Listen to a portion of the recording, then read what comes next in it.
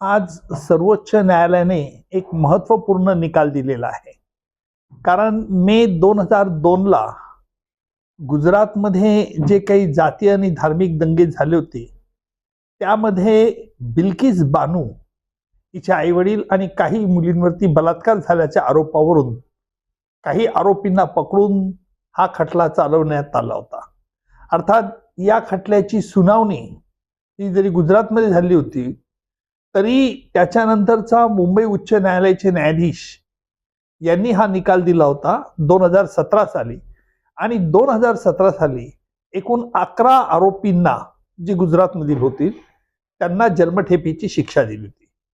पुढे कालांतराने गुजरात सरकारने या शिक्षेमध्ये माफी दिली आणि त्यांची मुक्तता केली होती. या विरोधात बिल्किस बानोने सर्वोच्च न्यायालयात अपील केलं आणि सर्वोच्च न्यायालयाने गुजरात सरकारने जी या 11 आरोपींना माफी दिली होती ती रद्द केली आणि त्यांना 2 आठवड्याच्यात शरण होण्याचा आदेश सर्वोच्च न्यायालयाने दिला आहे. याचाच अर्थ असा की आता ह्या 11 आरोपींना जो जन्मठेपेची उर्वरित शिक्षा होती ती भोगावी लागेल आणि या संदर्भातला निकाल अधिक आल्यानंतर स्पष्टता येईल. शिवसेनेच्या 16 आमदारांचा अपात्रेवर 2 दिवसात निकाल येणार आहे. सुप्रीम कोर्टाच्या आदेशानंतर 10 तारखेच्या आत निकाल देणं अपेक्षित आहे. पण अपात्रेच्या निकालासाठी कोणते मुद्दे आणि 10वं शेड्यूल काय असतं?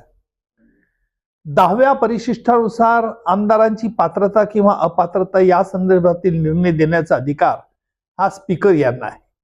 महाराष्ट्रात ज्या काही आमदारांच्या अपात्रतेची नोटीस बजावण्यात आली होती आणि दोन्ही गटाकडून म्हणजे शिंदे गट आणि ठाकरे गट यांनी परस्पराविरुद्ध अपात्रतेची जी नोटीस दिली होती, यांची एकत्रित सुनावणी ही विधानसभेच्या स्पीकर पुढे होण्यात आली होती आणि त्याचा निकाल एक साधारणतः 2 दिवसात अपेक्षित आहे.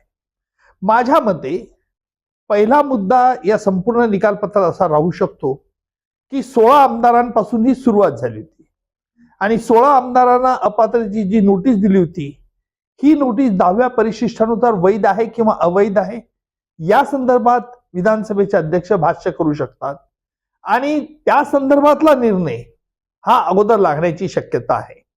परंतु जरी विधानसभेच्या अध्यक्षांनी त्यांनी ही बाब प्रथम ते तपासून बघण्याची शक्यता आहे की ज्या नोटीसच्या द्वारे त्या 16 आमदारांना अपात्रतेचं नोटीस दिली होती त्या नोटिसीमधील मजकूर हा 10व्या परिशिष्टानुसार हा ग्राह्य धरतो का होतो का नाही हे अगोदर तपासलं जाईल आणि त्यानंतर त्यावरती निर्णय येणं अपेक्षित आहे.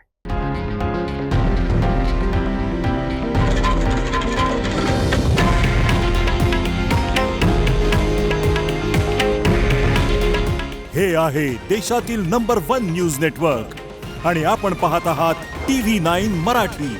काळजी तुमची, हित महाराष्ट्राचं.